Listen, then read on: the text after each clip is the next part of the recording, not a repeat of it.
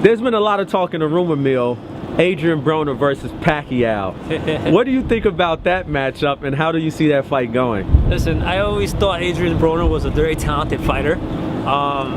He's a very talented fighter when he lets his hands go. I just feel he does not let his hands go enough. So I feel that if he ends up shelling up throughout the entire fight, Pacquiao would be able to overwhelm him. But if he lets his hands go, I mean, Broner's not a bad fighter. He's actually a very good fighter, in my opinion, and it's all a matter of which Broner shows up to fight. Do you think Pacquiao has enough left in the tank to fight a guy like Broner? I mean, I think so. I mean, Pacquiao, he continues to surprise us. I mean, he looked amazing against Lucas Matisse.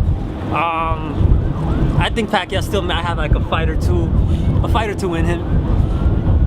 So he recently signed with Al Heyman. What did you think about when that happened? Well, that took me by surprise, man. I did not see that one coming at all. But again, you know, I guess that puts us in a position to possibly see some interesting matchups, because Al Heyman has a lot of guys at that weight class who are pretty much, you know, on the top of the food chain. So it would be interesting to see how Pacquiao holds up.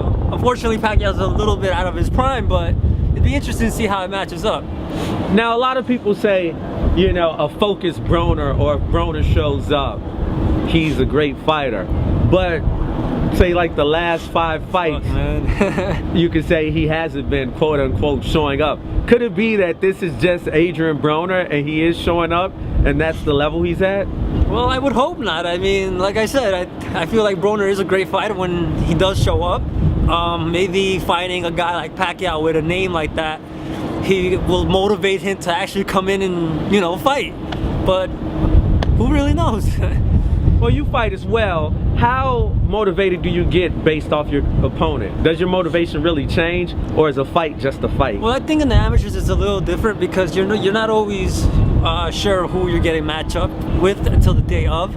So I guess for us amateurs, it's important just to try to stay motivated throughout the entire process, and just have the idea of winning no matter who it is that's you're going up against, you know, just beating them. I guess that's the idea. That's what you want to work off of, basically, to motivate you.